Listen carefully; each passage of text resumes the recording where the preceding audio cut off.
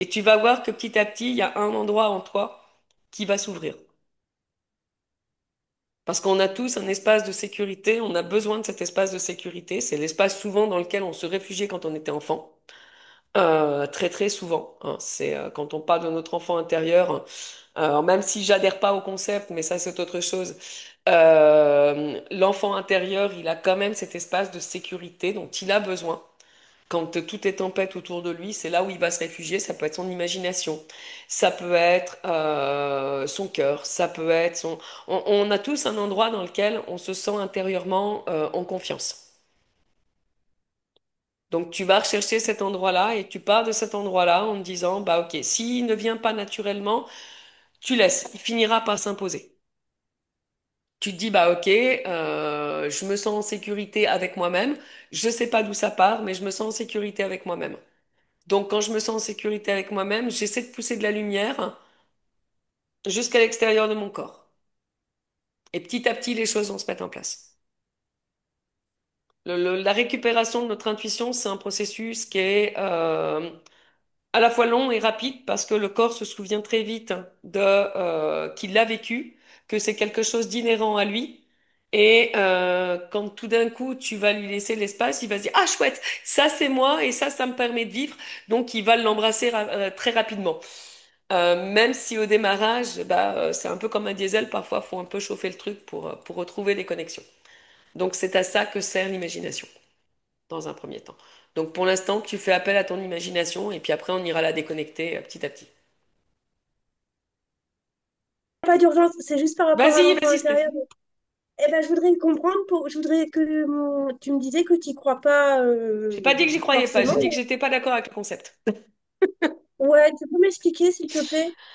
Euh, je suis pas d'accord avec l'utilisation. Ça va être trop long à tout détailler. Mais je suis pas d'accord avec l'utilisation qui en est faite actuellement et qui, à mon sens, totalement galvaudée. Pour moi, l'enfant Mhm. intérieur, il continue d'exister. Il a des choses à nous dire, on a des choses à guérir, mais c'est pas en retournant systématiquement vers lui qu'on va avoir les réponses. C'est pas non plus, à mon sens, en l'apaisant qu'on va retrouver notre quiétude d'adulte. Mhm. Ouais, mais ça m'intéresse énormément parce que j'ai fait tellement de pratiques avec l'enfant intérieur et j'ai pas Et eu la sensation qu'il soit apaisé. voilà, et c'est exactement ce que je voulais dire. L'enfant intérieur, il a quelque chose à exprimer. Il va venir exprimer si tu l'écoutes. Alors, je fais une parenthèse. Si tu écoutes ton enfant intérieur, il va venir t'expliquer ce qu'il est venu faire, pourquoi il s'est incarné dans cette famille, hein, pourquoi il avait besoin de ses souffrances et ce que ça lui a apporté. Voilà un peu comment, pour moi, l'enfant intérieur. Après, c'est mon analyse personnelle et mon ressenti personnel, hein, ça n'engage que moi. Euh, pour moi, l'enfant intérieur, il est là pour nous donner, on va dire, la trame de ce qu'on est venu vivre. C'est notre contrat au final, c'est notre contrat d'âme. C'est lui qui va venir t'expliquer. Alors ça te demande, on va dire, du recul par rapport à ce que tu as vécu.